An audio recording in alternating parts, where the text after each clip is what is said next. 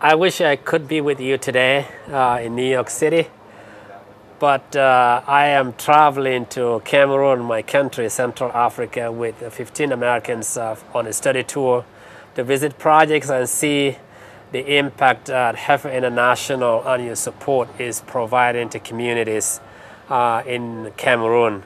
So I look forward to another time. I hope you have a wonderful day. Thank you. My name is Umaru Sule. I am the Community Relations Coordinator for Heifer Mid-Atlantic region. I started when I was 12. I left in the afternoon. I walked to a town called Umaru, and there was a school. It was during break time. The kids were playing. I was scared, and then they were looking at me.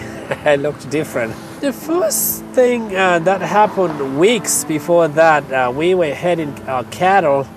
We knew the planes existed, but there were two helicopters flying overhead. They were going the direction of the town where I went to school.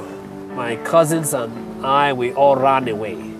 We thought, it was the end of the world, that something was coming to kill us.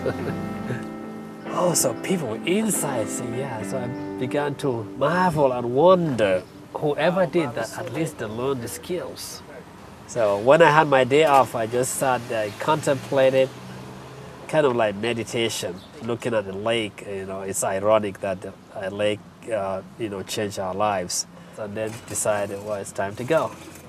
Yeah, that was it. That was the beginning of my trouble with my family and the tribe, but, changing my life.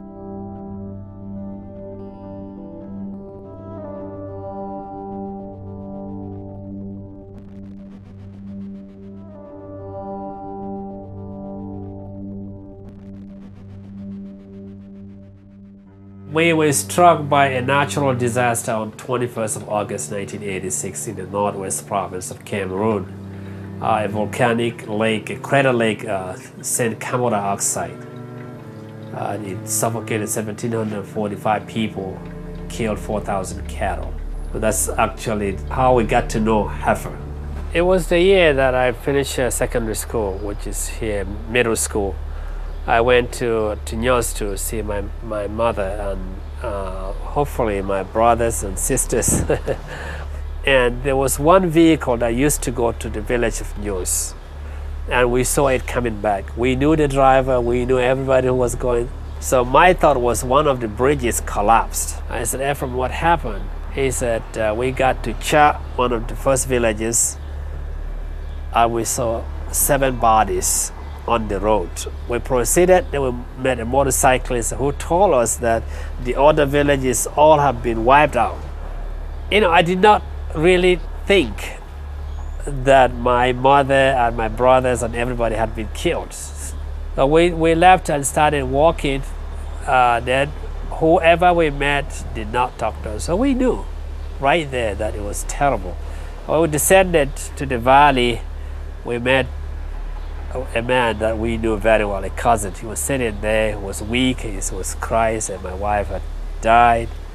And all your relatives have been killed, nobody is living. For me, I just sat down. I could not cry. I felt like my spinal cord had been disconnected, from my hip.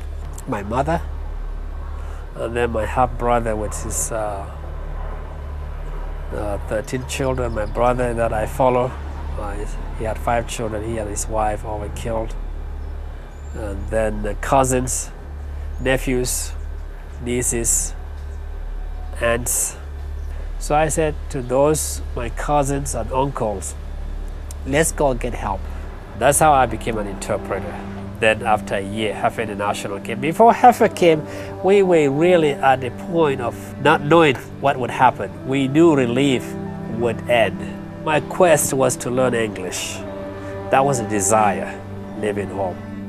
I did not know exactly what role I would play. It's today that I know exactly what role I can play or I have played in my village now.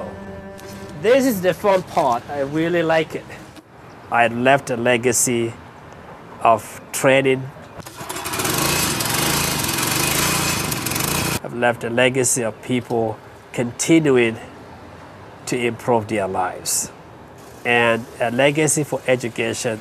My dad, for the first time, said to me, now I understand that what you were trying to do was to get education, not for yourself, but for all of us. My lasting memory is my mom. And then she kept saying, you will harvest the fruit of your labor. I know you will support a huge number of people. Like the school I went to yesterday, kids forming a Heifer club to support all the children that they don't know. How are you? Good. Thank you for coming to help. He has graciously agreed to help us with the garden this summer. I'm looking forward now to spending time at home to actually go back and trace the offsprings of the first cattle that were distributed in July 1986. It's a helicopter this time around. Oh, where's the bush? Is that what you did? Yep. I know, I can see the impact. I know how many kids have graduated from high school, and some have gone to university and some are teaching right now. Just one small thing can actually help. Exactly. It makes my day. Thank you. My dreams today to continue to assist, to end hunger and poverty. That's my big dream. Second one, to provide education for children.